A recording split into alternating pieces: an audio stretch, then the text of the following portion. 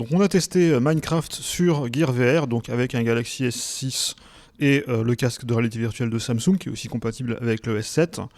Donc Minecraft sur Gear VR, donc on peut jouer en deux modes. Il y a deux modes de jeu.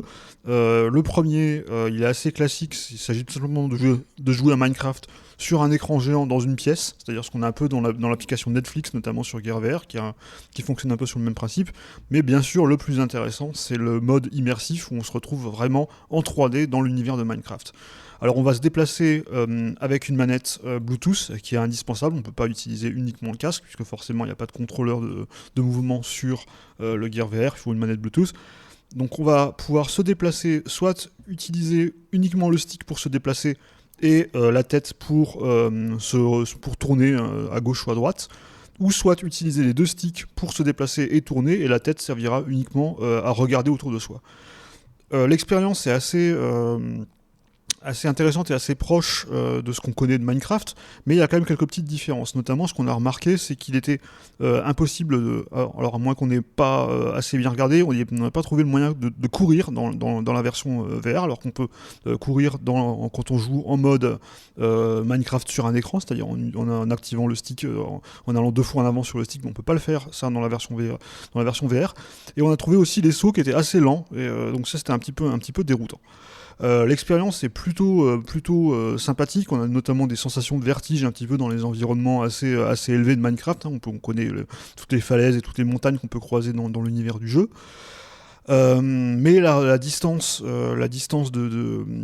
d'affichage est quand même assez limitée, on a quand même du brouillard assez rapidement, même quand on met le curseur au maximum. La petite crainte qu'on pouvait avoir, c'est au niveau du crafting. Alors comment on fait pour utiliser le crafting ? Tout simplement, on peut soit utiliser la manette, comme on a l'interface de crafting qu'on connaît dans Minecraft. On peut aussi viser les différentes cases de l'inventaire ou de l'interface de crafting avec le visage, encore en positionnant le curseur avec le visage. Donc voilà ce qu'on peut dire sur Minecraft, sur Gear VR. Une expérience assez intéressante, et notamment l'impression d'être vraiment dans le monde de Minecraft. Par contre, on a quand même noté un petit problème, c'est d'une part le fait que ça donne la nausée quand même au bout d'un certain temps. C'est vrai que Minecraft c'est quand même un jeu où on bouge beaucoup, on tourne beaucoup la tête, on va assez vite, et du coup ça peut être assez dérangeant au premier abord.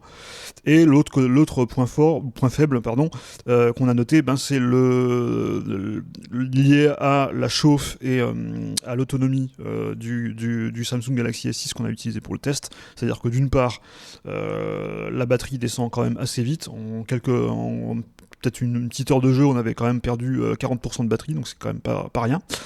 Et d'autre part, c'est le fait que au bout d'un certain temps, le téléphone surchauffe et l'interface devient plus saccadée, et la réactivité du tracking de la tête en pâtit, et donc ça peut ajouter également à la sensation d'inconfort. Voilà ce qu'on peut dire sur Minecraft sur Gear VR.